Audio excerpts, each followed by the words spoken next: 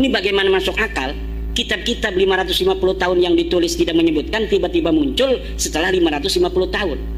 Orang yang dulunya tidak ada riwayat Ki Ukit ini sebagai turunan daripada Syekh Hasyim Asy'ari, tiba-tiba Ki Ukit bikin status di Facebook dia sebagai cucu daripada Syekh Hasyim Asy'ari. Ini bisa dimarahin oleh Teh Yeni, bisa dimarahin oleh Teh Alisa ini. Pemenang politiknya beda, gering kok. Tapi kalau Ki Ukit ini tidak nulis di Facebook yang tidak orang banyak tahu hari ini, tapi dia nulisnya di buku harian, lalu 100 tahun lagi buku hariannya ditemukan oleh orang, ini bisa geger. Bisa geger. Orang masih bisa nanti, bisa jadi Syekh Hasyim Asy'ari punya istri di Karanganyar. Iya. Yang tidak diketahui oleh Teh Yeni dan Teh Alisa. Mbak Yeni ya. Saya ingatnya di Jawa Barat, di Banten. Mbak Yeni dan Mbak Alisa. Kalau hari ini ngaku langsung ditolak. Tapi kalau ngakunya nanti 100 tahun lagi kitabnya baru ditemukan, ini bisa saja menjadi perdebatan seperti saat ini. Ada yang mendukung Ki Ukit, keturunannya nanti. Ada juga yang menolak. Coba perhatikan secara seksama. Saya akan jelaskan di mana rancunya narasi Kiai Haji Imaduddin, dan ini secara tidak langsung menabrak tesisnya sendiri. Kalau masalah thumbnail di pojok bawah itu ya kita maklumin lah, itu dari YouTuber yang pro Kiai Haji Imaduddin. Judulnya bombastis. Ya. Di situ ditulis diinterupsi di tengah ceramah. Padahal kita tahulah itu bukan lagi ceramah, itu memang diskusi, tanya jawab ya. Bagaimana ceritanya bisa disebut interupsi? Tapi ini receh ya, tidak penting masalah seperti ini, bebas lah ya. Mereka mau nulis bagaimanapun bebas. Ya. Tetapi yang agak menggelitik di situ, Kiai Imad diberondong beragam pertanyaan cerdas dari jamaah. Ingat, ini dari jamaah. Jadi satu kelompok di situ memang udah sepakat, sudah yakin dengan kebenaran Kiai Haji Imaduddin. Maka akan saya buktikan bahwa diberondong dengan narasi cerdas itu layak dipertanyakan. Karena saya anggap yang nanya ini nggak ada yang interupsi sama sekali. Padahal kalau saya jelaskan, mungkin mereka akan terfikir ya. Perhatikan, Kiai Haji Imaduddin itu menjelaskan bahwasanya misalnya sekarang Kiai ini namanya Maman atau Mukidi lah, Mukidi atau siapa gitu, hari ini menulis bahwa dirinya adalah keturunannya Mbah Hasyim, mencantol nasab ke Mbah Hasyim, pendiri NU. Maka tentu akan langsung ditolak kalau penulisan itu secara terbuka.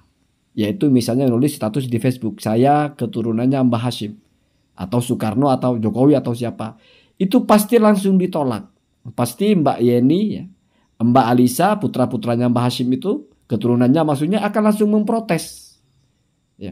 Lain cerita kalau misalnya Mukidinya itu menulisnya sekarang tapi disimpan, di mana 100 tahun kemudian baru buku itu akan dibuka, atau kemudian kebetulan buku itu dibuka oleh orang, maka menjadi naik seolah-olah itu kebenaran. Akan muncul geger, akan muncul kontradiksi, atau akan muncul perdebatan. Dan itu yang terjadi kepada Asyakron ini.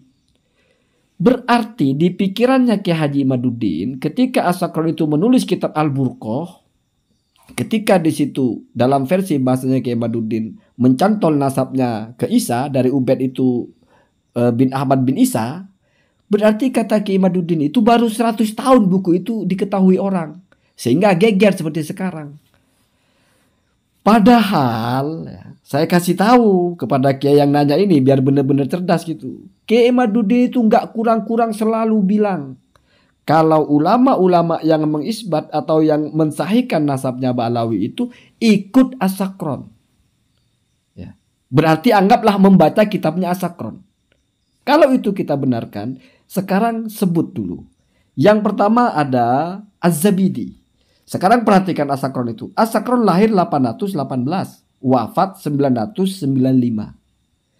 Yang juga mengatakan kalau Ba'alawi itu adalah asyraf, mereka itu keturunan Rasulullah, berarti jalurnya Ba'alawi itu Ubaidillah bin Ahmad, berarti membenarkan cangkokannya Asyakron, itu adalah Az-Zabidi, Pak.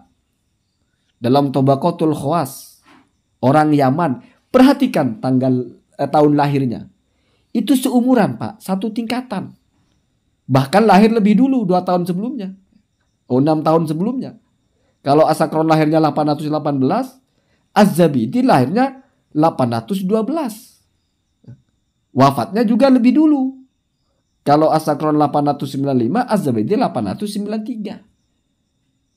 Artinya masuk akal nggak kalau Asakron itu kitabnya baru ketemu 100 tahun setelahnya? Sehingga geger. Mestinya kalau seperti ini berarti punya Asakron itu tulisannya langsung dipublis. Berarti itu seperti status Facebook.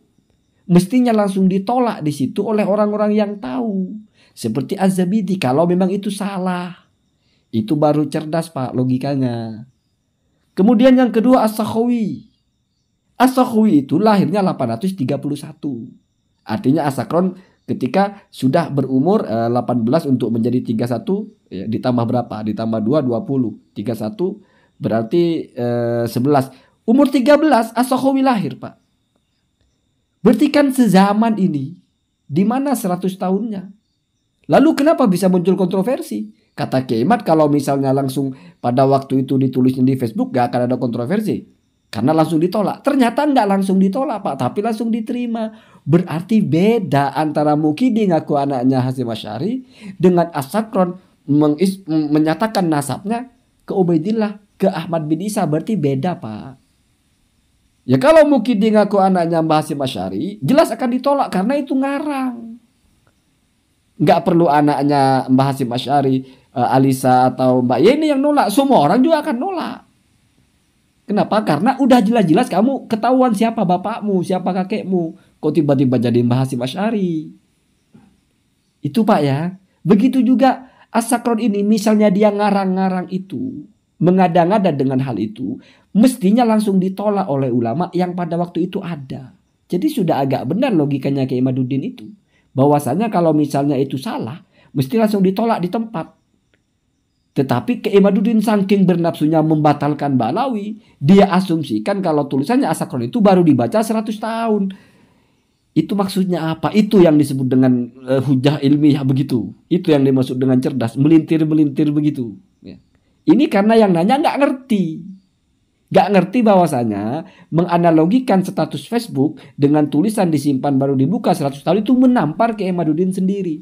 Justru kalau Kiai Imaduddin berpikir seandainya nulisnya di Facebook langsung ditolak pada waktu itu, maka mestinya As-Sakron itu langsung ditolak pada waktu itu. Ternyata nggak ada yang nolak. Justru langsung diiyakan oleh As-Sakhawi, oleh Az-Zabidi, bahkan Khotib. Ya. Gitu Pak ya, gitu. Itu mikir sederhana Pak. Makanya saya bilang tesis ini dibangun dengan hujah yang tidak ada, sehingga ketika coba dipertahankan pun semakin mengada-ngada. Banyak sekali kerancuan-kerancuan berpikirnya Kiai Haji Imaduddin ya. Ini saya hanya ingin berpikir secara sederhana. Kalau kita bawa logika-logika dalam kitabnya, sumber-sumbernya, kan kalian sudah anggap semuanya palsu kalau tidak sama dengan Kiai Haji Imaduddin. Jadi sudah agak percuma ya. Saya hanya ingin fokus ya. Maka saya bilang, saya sudah tidak pernah mau berbicara Ba'alawi sah atau enggak sah. Sudah selesai itu. Justru saya mau berbicara bagaimana sih Kiai Imaduddin berhujah dengan tesisnya. Seperti ini Pak. Ini kalau bukan Kiai Haji Imaduddin yang bilang, mungkin saya bilang ngelantur Bapak ini. Nggak ngerti apa yang dibicarakan. Nggak ngerti korelasi dari ucapan-ucapannya itu nggak paham gitu loh. Bawa-bawa status Facebook dengan catatan disembunyikan baru dibuka 100 tahun. Dibawakan kepada As-Sakron. Padahal tulisannya As-Sakron sudah dibaca pada waktu ditulisnya bahkan. Kenapa? Karena ulama yang sezaman, bahkan yang lahir lebih dulu, membaca itu. Itu kan kata Kiai Imad, mereka ikut As-Sakron. Betapa nggak jelasnya logikanya ya. Begitu ya. Allahumma dina ada